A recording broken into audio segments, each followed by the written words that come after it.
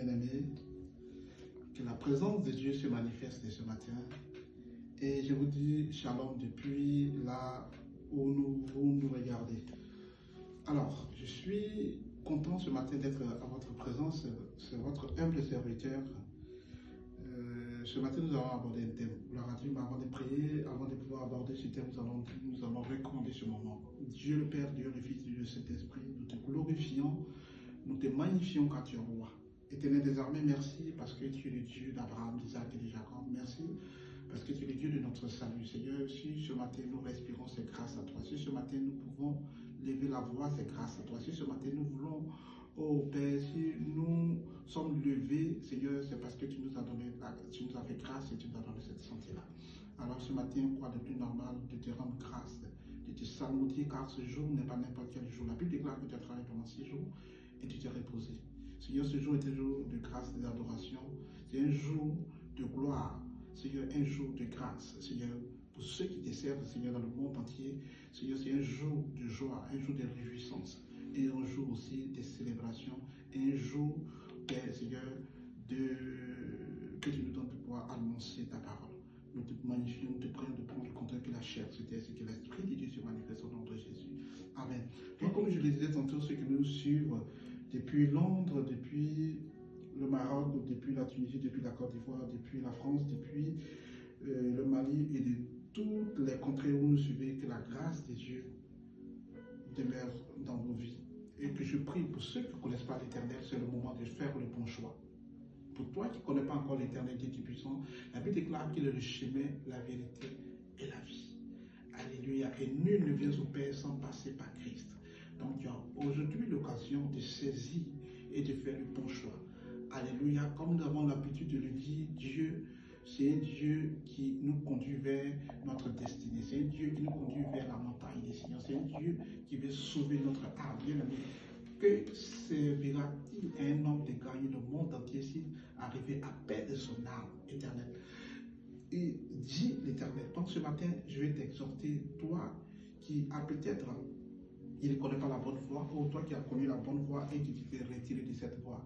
C'est cette voie qui sauve. Il n'y a que la voie de Jésus qui sauve. Il n'y a que Jésus qui sauve. Il n'y a que Jésus qui est le garant de notre âme, de notre vie. Il n'y a que Jésus qui est la vérité. Il n'y a que Jésus qui est un Dieu saint, un Dieu qui est né sans péché. Il n'y a que Jésus qui guérit. Il n'y a que Jésus qui est la porte pour aller aussi. Alors, si tu veux aller un jour dans le royaume des cieux, le choix t'est donné.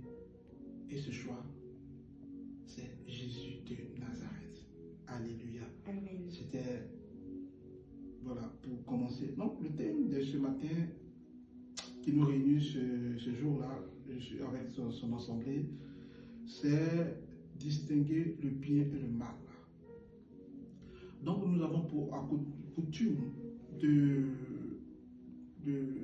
ne pas différencier en fait ces choses-là. Et nous avons pour coutume de dire tel fait le bien ou tel fait le mal. Gloire à Dieu. Et nous serons tentés de nous poser, mais qu'est-ce que le bien, qu'est-ce que le mal? Et toutes ces choses-là, nous allons le voir à travers la parole de Dieu. Donc, qu'est-ce que le bien et qu'est-ce que le mal? Gloire à Dieu. Amen. Donc, c'est à cette problématique, comme je l'ai dit, que nous allons essayer de répondre par le biais de la parole de Dieu.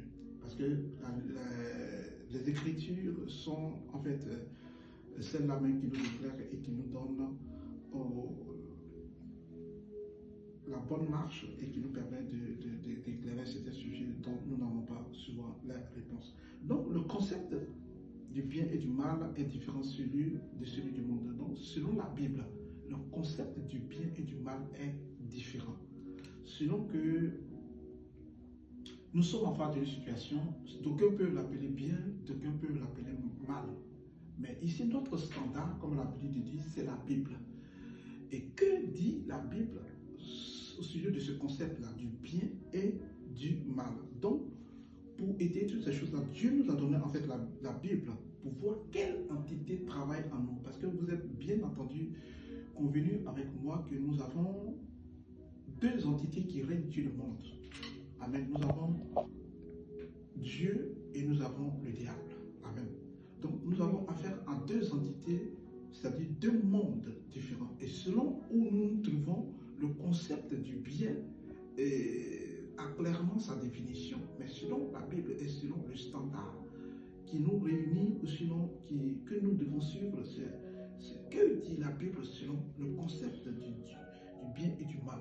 Parce que vous saurez, vous êtes convaincus avec moi que Dieu est le créateur de l'univers. Dieu est le créateur du monde. Et pour cela, je vais vous envoyer dans la Bible, dans le livre de Genèse chapitre